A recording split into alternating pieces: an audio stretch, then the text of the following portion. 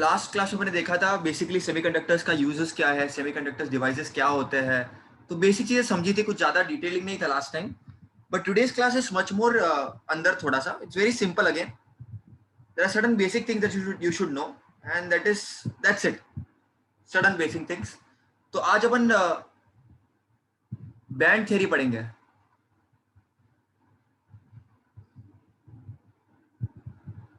Band theory of solids. और band theory क्या होता है उसके बारे में तुमको बेसिक चीजें समझनी पड़ेगी. देखो बेटा, इलेक्ट्रॉन का movement is nothing but current, right? अब सेमीकंडक्टर्स में भी करंट फ्लो करता है, लेकिन वो सिर्फ इलेक्ट्रॉन के नहीं, होल के करंट भी होता है.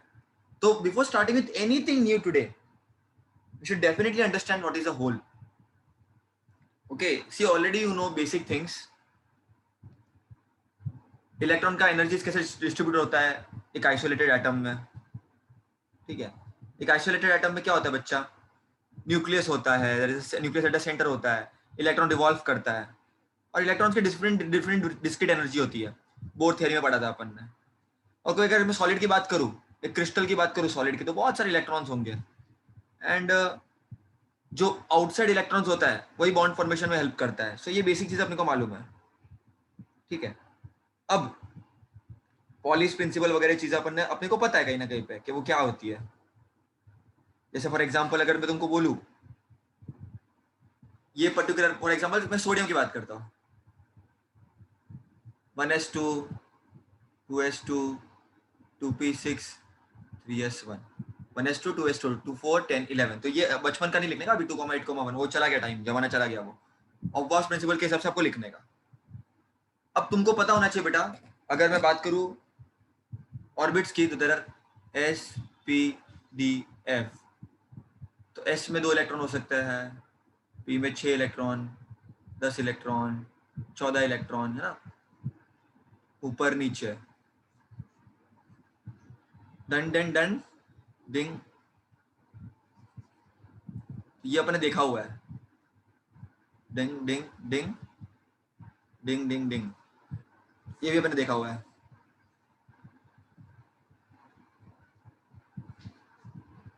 डिंग डिंग डिंग डिंग डिंग. ये इलेक्ट्रॉन का डिस्ट्रीब्यूशन इस तरह से होता है बेटा. ये चीज आपको मालूम है ऑलरेडी. और 14 इलेक्ट्रॉन होंगे तो अकॉर्डिंगली 7 ऑर्बिटल्स तुम्हारे होंगे. तो डिस्ट्रीब्यूशन तुमको पता है. कोई 2 इलेक्ट्रॉन को एकोमोडेट करेगा, एक का स्पिन अप, एक का स्पिन डाउन. ये अपने को ऑलरेडी पता है. अब इसी का अगर तुमको बनाना हो कि बाबा एनर्जी डिस्ट्रीब्यूशन कैसे होता है, ओके, किस तरह से होता है, तो सिंपल बेसिक तरीके से तुम बता सकते हो, एकदम बेसिक तरीके से. ग्राफ के थ्रू अगर तुमको बताना हो कभी कि this is inter atomic distance,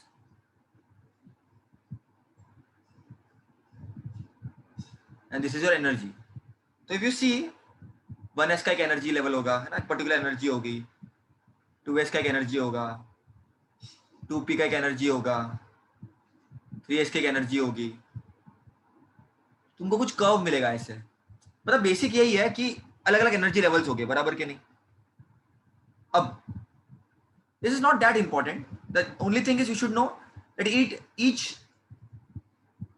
2s है, 3s है, each will represent a particular energy level, बराबर के नहीं, एक particular energy level उनका होगा. सोडियम का बोलो, पोटेशियम का बोलो, हर एक का बोलो, some or the other form there will be certain energy levels, that is for sure. Now to understand them in a proper way कि बाबा इलेक्ट्रॉन किधर किधर होता है, कैसे होता है, you should very well understand first about silicon atom.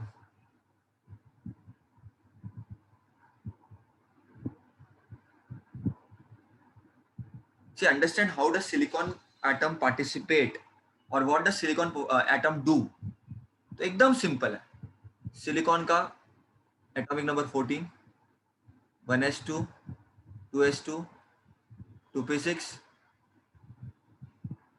3s2 3p2 2 4 10 12 14. ये सब तो मालूम ही होना चाहिए. अब ये नहीं मालूम तो ये तो बहुत बेसिक बात है ऑफ प्रिंसिपल की. अब ये सिलिकॉन देखो कैसा होगा ना बच्चों, देखो समझने की ट्राई करना एकदम सिंपली. तुम देखोगे ना सिस्टमैटिक तरीके से, हर एक सिलिकॉन एटम दूसरे 4 सिलिकॉन एटम से कनेक्टेड होता है. इसको हम एक्चुअली बोलते हैं टेट्रावेलेंट एटम्स। मतलब क्या, अगर एक ऐसा सिलिकॉन एटम है, इधर भी एक सिलिकॉन एटम होगा, एक सिलिकॉन एटम इधर भी होगा, एक सिलिकॉन एटम इधर भी होगा, तो हर एक सिलिकॉन एटम 4 सिलिकॉन एटम से कनेक्टेड होगा। इसको बोलते हैं टेट्रावेलेंट एटम। अब तुम देखोगे अगर सिलिकॉन के आउटर मोस्ट शेल में कितने इलेक्ट्रॉन्स हैं, देयर आर 4 इलेक्ट्रॉन्स, है ना, 2 + 2 4। तो अब तुम ऐसे ड्रॉ कर दो, 1 2 3 4, वैसे इधर भी 1 2 3 4, वैसे इधर भी 1 2 3 4, 1 2 1 2 3 4, 1 2 3 4। तो तुमको एक चीज हमेशा भी पता होनी चाहिए, एक इलेक्ट्रॉन मतलब 2 इलेक्ट्रॉन मतलब एक बॉन्ड बनाता है, बराबर कि नहीं। तो अब देखो, ये 2 इलेक्ट्रॉन एक बॉन्ड बनाएगा, ये 2 इलेक्ट्रॉन एक बॉन्ड बनाएगा, ये 2 इलेक्ट्रॉन एक बॉन्ड बनाएगा, ये 2 इलेक्ट्रॉन एक बॉन्ड बनाएगा, और इस बॉन्ड को बच्चों बोलते हैं covalent bond. Internally what takes place is the sharing of electrons. मैं 4 सिलिकॉन, ऐसे बहुत सारे सिलिकॉन एटम्स होंगे, ये इससे कनेक्टेड 4 होंगे, उससे तो एक बड़ा क्रिस्टल बनता है। लेकिन द बेसिक आइडिया इज कि बाबा there are 4 electron in the outermost shell, और ये सब का सब बॉन्ड फॉर्मेशन में काम करता है। तो ये तुमने कोवेलेंट बॉन्डिंग समझ ली। अब एक चीज हमेशा याद रखना, when I talk about semiconductors in a very simple way, बहुत सिंपल तरीके से लॉजिकली समझना, एकदम सिंपली। अगर तुम देखोगे ना बच्चों, बहुत सिंपल तरीके से, सिलिकॉन का एटम है, एक सिलिकॉन एटम 4 सिलिकॉन के एटम से कनेक्ट होता है, बहुत लॉजिकली। इधर भी सिलिकॉन एटम्स होंगे, हर जगह होंगे।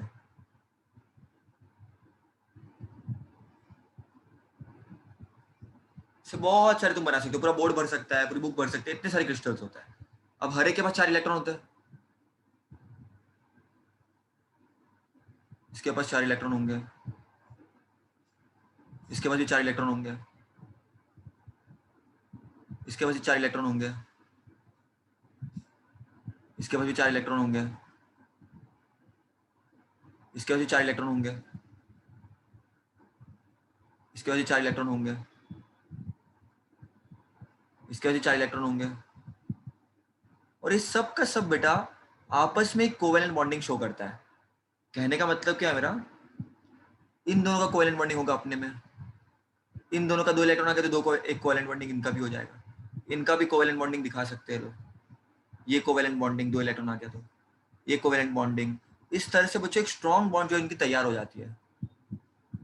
इधर भी कोवेलेंट बॉन्डिंग, ये भी कोवेलेंट बॉन्डिंग शो कर सकता है, 2 इलेक्ट्रॉन आ गया तो ये कोवेलेंट बॉन्डिंग शो करेगा। तो हर सिलिकॉन एटम दूसरे सिलिकॉन एटम से कोवेलेंट बॉन्डिंग शो करता है। इस तरह से चलता रहेगा बेटा, ये क्रिस्टल का चलता रहेगा। पर मुद्दा ये नहीं है बेटा, मुद्दा क्या है समझने की कोशिश करना, बहुत सिंपली। बहुत बुक में बहुत कचरा दिया है, कुछ ना कुछ एक्सप्लेन किया, बहुत सिंपल एक्चुअली है, बहुत बहुत सिंपल है, बहुत सिंपल है। देखो बच्चों, तुमको एक चीज पता होनी चाहिए, there are certain things which are actually simple, you should not complicate it। so एकदम सिंपल तरीके से समझने की ट्राई करते हैं इसको। कैसा होता है ना, समझो टेम्परेचर है अभी 0 केल्विन, 0 केल्विन पे कोई भी इलेक्ट्रॉन देखो कोवेलेंट बॉन्ड से कनेक्टेड है, तो इलेक्ट्रॉन वेल बिहेव्ड होता है। तो एट 0 केल्विन इलेक्ट्रॉन इतना मूव नहीं करते हैं, थोड़ा बहुत तो ऑब्वियसली वो रिवॉल्यूशन तो होएगा ही, लेकिन जो एक्चुअल वाइब्रेशन होती है वो तुमको नहीं दिखती 0 केल्विन पे। ओके, मतलब 0 केल्विन, ओके। बट ऐसे तुम टेम्परेचर इंक्रीज करोगे,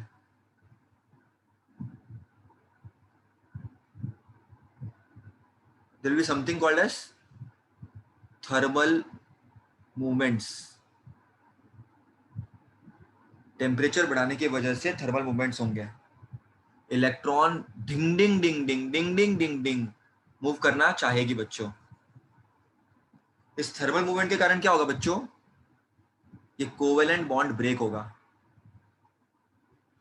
और ये मूवमेंट तुमको लग रहा है उतना सिंपल नहीं होते, बहुत हाई एनर्जी से वाइब्रेट करते हैं बेटा। लॉजिकली समझना, इलेक्ट्रॉन है, इसका वेलोसिटी होगी तो काइनेटिक एनर्जी होगी, उसमें से भी उसको टेम्परेचर मिल गया अगर, तो ऑब्वियसली खतरनाक तरीके से मूव करेगा। तो कोवेलेंट बॉन्ड बच्चों जो है ब्रेक हो जाती है। जब ये कोवेलेंट बॉन्ड ब्रेक होगा बच्चों, फॉर एग्जांपल ये इलेक्ट्रॉन निकल गया, यहाँ पे इलेक्ट्रॉन, इसको मैं जूम करता हूं, चलो इलेक्ट्रॉन ऐसे निकल गया, इलेक्ट्रॉन निकल गया, जूम कर देता हूं इसको मैं, यहां से इलेक्ट्रॉन निकल गया, क्यों निकला? सिंपल रीजन, टेम्परेचर इंक्रीज किया। टेम्परेचर इंक्रीज करेंगे, इलेक्ट्रॉन थर्मल मूवमेंट्स दिखा रहा है खतरनाक तरीके से, तो कोवेलेंट बॉन्ड जो साथ में थे इनकी जोड़ी, ये टूट गई बच्चों, आग लगाने से, गुस्सा दिलाने से, एक्साइटमेंट दिखाने से। तो ये जब इलेक्ट्रॉन निकलेगा तो ऑब्वियसली खाली जगह बन जाएगी इधर, जब इलेक्ट्रॉन निकलेगा तो फिर खाली जगह बच जाएगी। इसको मैं ऐसा बोलता हूँ कि खाली जगह क्रिएट हो गई, जैसे एक जॉब है, वो जॉब से किसी को निकाल दिया तो जॉब वेकेंट हो गई ना, there is something called as vacancy which is created, vacancy is created. अब ये जॉब था बच्चों टीचर के लिए और टीचर को निकाल दिया, तो ऑब्वियसली दूसरा भी बार जब कोई जॉब के लिए आएगा टीचर ही आएगा, डॉक्टर तो आएगा नहीं, पुलिस वाला तो आएगा नहीं। तो ये जो इलेक्ट्रॉन है बच्चों, कोवेलेंट बॉन्ड ब्रेक करने के कारण निकल जाती है, तो ऑब्वियसली वैकेंसी क्रिएट होती है। उस वैकेंसी को हम प्यार से बोलते बच्चे हम बोलते हैं उसको होल। ये कोई पार्टिकल नहीं है, ये एग्जिस्ट नहीं करता ऐसा कुछ पार्टिकल, लेकिन ये होता क्या है ना सिंपल शब्दों में, if there is not electron over there, there is some vacancy which is created, and उस वैकेंसी को हम प्यार से बच्चों होल बोलते हैं। अब इसे होगा क्या बच्चों, इसका मैं करूं क्या? So it's a very basically it's a positive particle ऐसा मानते हैं, बट एक्चुअल में एग्जिस्ट नहीं करता ये। और ये करता क्या बच्चों? करता कुछ नहीं है, ये वैकेंसी क्रिएट करता है, और ये वैकेंसी के कारण बच्चों कोई और इलेक्ट्रॉन यहाँ पर आ सकता है। बेटा भैया ये क्या कर रहे हो, इलेक्ट्रॉन को निकाल रहे हो, बस इलेक्ट्रॉन आना ही है तो निकालते क्यों है? किसी भी इंसान को जॉब से क्यों निकालेंगे कि वो काम बराबर नहीं कर रहा है, और बहुत सारे रीजन हो सकते हैं। वैसे इलेक्ट्रॉन निकल रहा है और इलेक्ट्रॉन आ रहा है, तो ये नेट हमको इलेक्ट्रॉन की मूवमेंट करानी है बच्चों। करंट क्या होता है? इलेक्ट्रॉन की मूवमेंट। तो अगर कोई निकला तो दूसरा कोई आएगा, अगर ये निकलेगा तो दूसरा कोई आएगा, और ये पूरे क्रिस्टल में होता है बेटा। ये निकला तो कोई और आएगा, ये निकला तो कोई और आएगा, ये निकला तो कोई और आएगा, तो पूरे के पूरे क्रिस्टल में ये मूवमेंट होता है इलेक्ट्रॉन्स का। निकलेगा निकलेगा आएगा, निकलेगा निकलेगा आएगा, निकलेगा वैकेंसी क्रिएट होगी, होल क्रिएट होगा तो इलेक्ट्रॉन आएगा, निकलेगा वैकेंसी क्रिएट होगी इलेक्ट्रॉन आएगा, निकलेगा वैकेंसी क्रिएट होगी इलेक्ट्रॉन आएगा। इसको ऐसे समझो बेटा, इसको ऐसे समझो और इजीली लॉजिकली एकदम। मैं प्लेट कनेक्ट करता हूं यहां पर और बैटरी कनेक्ट करता हूं, तो पॉजिटिव चार्ज या नेगेटिव चार्ज, तो ये प्लेट पूरी पॉजिटिव हो जाएगी और ये नेगेटिव हो जाएगी, क्योंकि नेगेटिव टर्मिनल से कनेक्टेड है, पॉजिटिव टर्मिनल से कनेक्टेड है। तो सिंपली बच्चों होगा क्या, देखो पॉजिटिव इलेक्ट्रिक फील्ड कैसा होता है, हमेशा पॉजिटिव टू नेगेटिव, तुमको मैंने पढ़ा रखा है। जब कभी बच्चों तुम पोटेंशियल डिफरेंस अप्लाई करोगे, इलेक्ट्रिक फील्ड तैयार होती है। उस कारण से बच्चों फोर्स आता है, वो इलेक्ट्रॉन पे फोर्स आएगा। और हो क्या रहा है, तुम टेम्परेचर को भी बढ़ा रहे हो, तो इलेक्ट्रॉन वाइब्रेट कर रहा है खतरनाक तरीके से, मूव कर रहा है, कोवेलेंट बॉन्ड को ब्रेक कर रहा है। तो इलेक्ट्रॉन निकल रहा है, होल क्रिएट हो रहा है, इलेक्ट्रॉन निकल रहा है, होल क्रिएट हो रहा है, इलेक्ट्रॉन निकल रहा है, होल क्रिएट हो रहा है। जब कभी जो चीज निकलेगी तो कुछ ना कुछ वो वैकेंसी क्रिएट करेगी, तो वो भरने के लिए कोई और आ जाएगा। तो कोई चीज अगर निकलेगी तो वैकेंसी तैयार करने के लिए कोई आ जाएगा, वैकेंसी क्रिएट होगी, भरने के लिए कोई आ जाएगा। इस तरह से बच्चों एक करंट की स्थापना होती है यहाँ पर, इस तरह से करंट की स्थापना होती है, क्योंकि नेट मूवमेंट ही हो रहा है। हमको चाहिए कि आखिर इलेक्ट्रॉन मूव करे, दौड़े भागे, खेले कूदे, और यहां पर केवल इलेक्ट्रॉन के कारण नहीं हो रहा है, यहां पर करंट केवल इलेक्ट्रॉन के करंट नहीं हो रहा है, यहां पर करंट इलेक्ट्रॉन प्लस होल के कारण हो रहा है। इलेक्ट्रॉन निकल तो रहा है लेकिन खाली जगह छोड़ रहा है, और वो खाली जगह पे कोई और इलेक्ट्रॉन आएगा। तो तुम ये नहीं कह सकते कि अभी समझो वो खाली जगह पे कोई इलेक्ट्रॉन आया ही नहीं, होल क्रिएट ही नहीं हुई, तो गतिविधियां तो होगी नहीं, मूवमेंट तो होगा ही नहीं। तो अगर मूवमेंट कराना है तो इलेक्ट्रॉन को भी मूव करना पड़ेगा, इलेक्ट्रॉन को वहां पर आना पड़ेगा। इस तरह से मूवमेंट क्रिएट करेंगे, है ना। निकाल दिया, कोई नया लाया, बंदे को लाया, निकाल दिया, नए बंदे को लाया। कंपनी का फायदा ही है, अच्छे अच्छे लोगों को लाते रहो, अच्छा काम नहीं करेंगे निकाल दो। ऐसे ही इलेक्ट्रॉन निकलेगा और इलेक्ट्रॉन आएगा, निकलेगा, 100 जाएगी 100 आएगी, मेरी वाली मेरी माँ लाएगी, बराबर कि नहीं? तो 100 इलेक्ट्रॉन जाएंगे 100 इलेक्ट्रॉन आएंगे, इस तरह से गतिविधियां चलती रहेगी बेटा। सो यही है बस, और कुछ नहीं है ये होल क्रिएशन। और आखिर मिलता क्या है इससे बच्चों? करंट मिलता है। तो ये जो प्यारा सा करंट है वो इलेक्ट्रॉन और होल दोनों के कारण है। अब बेसिक चीज हमने समझ लिया है ना, कि बाबा इलेक्ट्रॉन होल का कॉन्सेप्ट क्या है, कैसे करंट जनरेशन होता है इलेक्ट्रॉन होल के कारण। अब तुमको एक चीज समझनी पड़ेगी बच्चों, बहुत सिंपली। इलेक्ट्रॉन भागने की कोशिश करता है, लेकिन जो सिलिकॉन का न्यूक्लियस है वो इलेक्ट्रॉन को खींचने की कोशिश करता है, सेंट्रीपिटल फोर्स से अट्रैक्ट करने की कोशिश करता है ना। अब आखिर मुद्दा क्या है बच्चों? एक इलेक्ट्रॉन है, उसकी कुछ एनर्जी है, उसके कुछ सपने हैं बच्चों। So there, now let us understand band theory properly now. कि what is band theory? Now let us see band theory. Book में properly बेसिक दिया है यहाँ पर, मैं तुमको बता देता हूँ band theory of solids.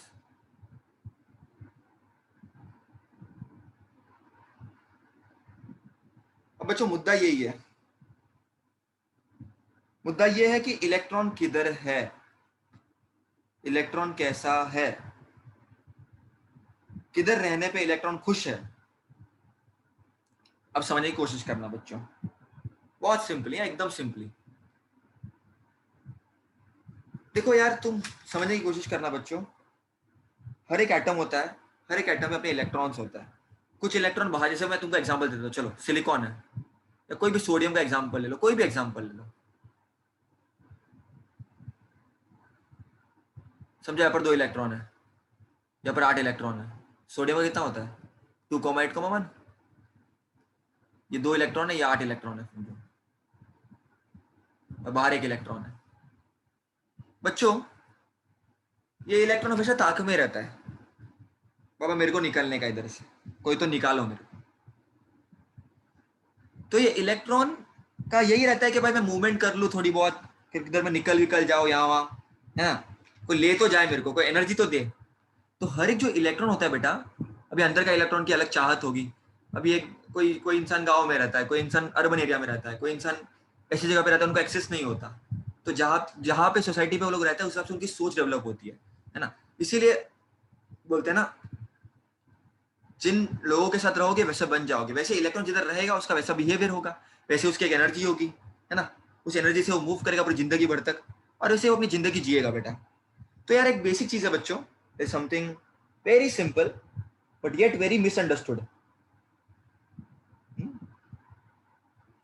There is something called as, I'll tell you in this with the help of an simple graph. Different electrons अलग अलग कंपार्टमेंट ले लेते हैं।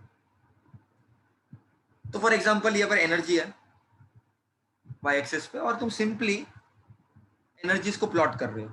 तो कुछ ऐसे भी इलेक्ट्रॉन होंगे बेटा जिनकी एनर्जी कम होगी, हाँ, जो इलेक्ट्रॉन इधर इधर होंगे। कोई ऐसे भी इलेक्ट्रॉन हो सकते हैं बेटा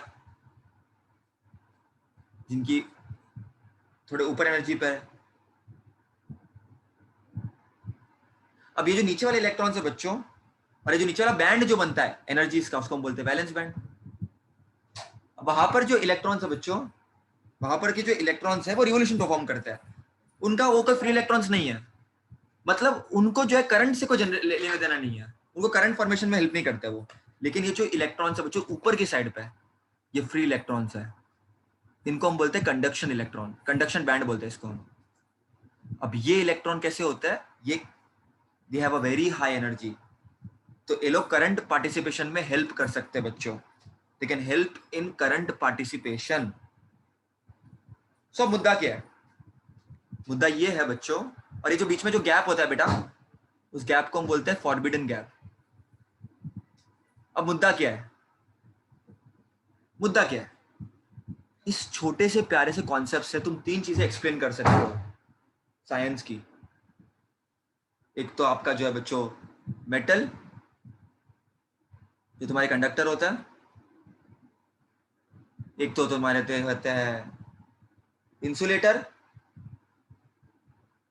और एक तुम्हारे होते हैं सेमीकंडक्टर। अब थोड़ा सा दिमाग लगाएंगे बच्चों अपन।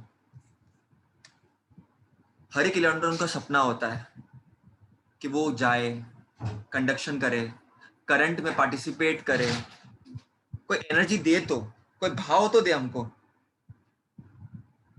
अब समझने की कोशिश करना, मेटल इतने प्यार से कंडक्ट करते कोई बिना टेंशन के।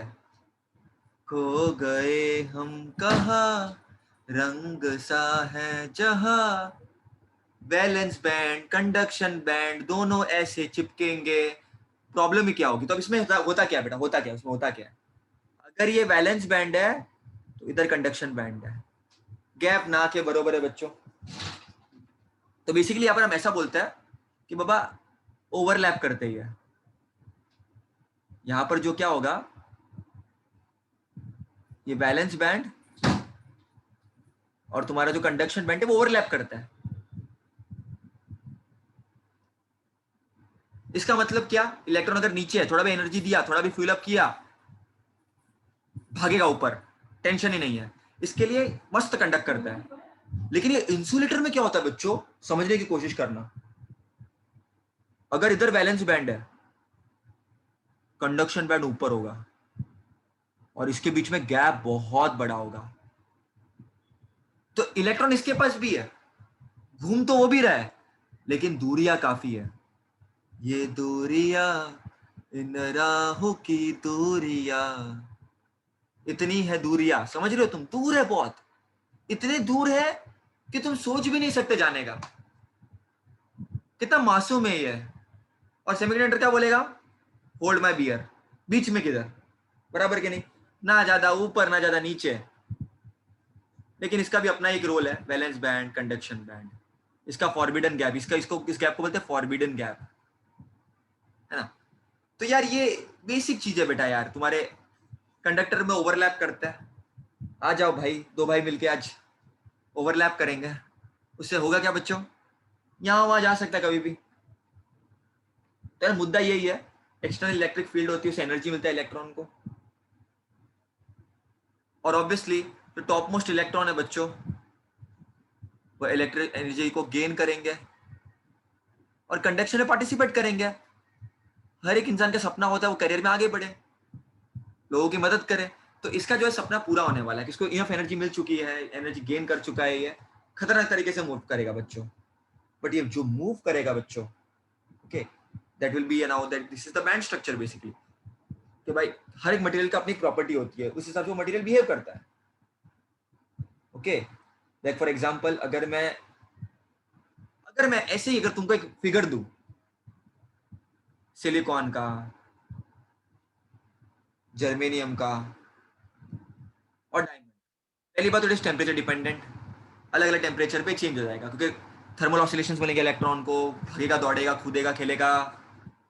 तो अगर मैं एनर्जी गैप का तुमको बताऊं एक rough, in electron volt obviously, and at 300 kelvin, एक रूम टेम्परेचर के अराउंड, अब तुम बोलोगे ना आगे एक टेम्परेचर पे, तो इस सिलिकॉन का होता है 1.12 इलेक्ट्रॉन वोल्ट, जर्मेनियम का 0.66 और डायमंड का 5.47 है energy gap.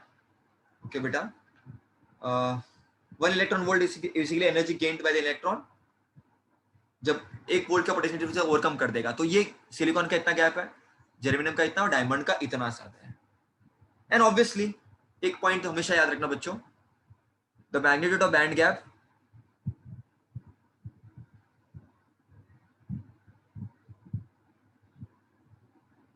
plays a very important role in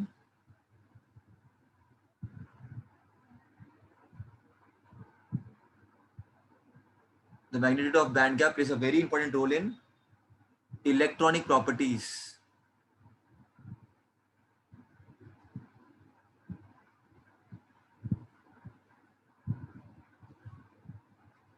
Electronic properties of solids. Obviously ज्यादा बैंड गैप होगा तो ज्यादा मूव नहीं कर पाएगा वो, ज्यादा फॉरबिडन गैप बड़ा है तो इंसुलेटर है, बीच में है तो सेमीकंडक्टर है और मेटल का ओवरलैप ही करता है वो। This is a very important thing.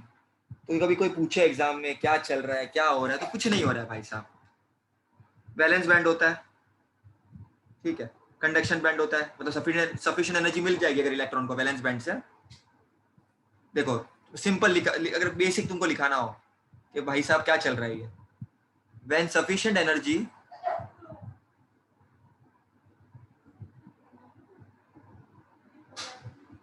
is provided to electrons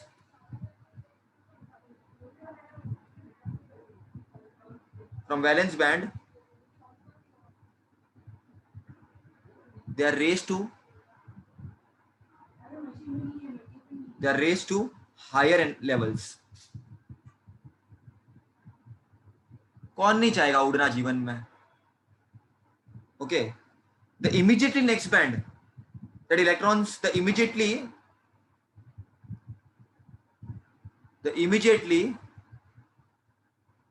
next energy level,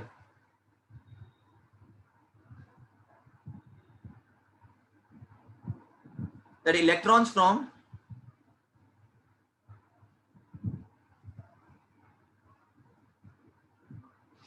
valence band can occupy is conduction band. जाएंगे किधर? छोड़ के जाएंगे किधर? और सोडियम है भाई, मेटल है, तो लॉजिक लगाओ, उसमें तो ओवरलैप ही करेगा. तो this structure is related to the किस तरह से इलेक्ट्रॉन्स है बच्चों, किस तरह से वो गेन कर रहे हैं ना. तो यही बेसिक चीज है बेटा. सो मेरा लास्ट ये पॉइंट था कि वैलेंस बैंड के बाद जो नेक्स्ट बैंड है वो कंडक्शन बैंड है.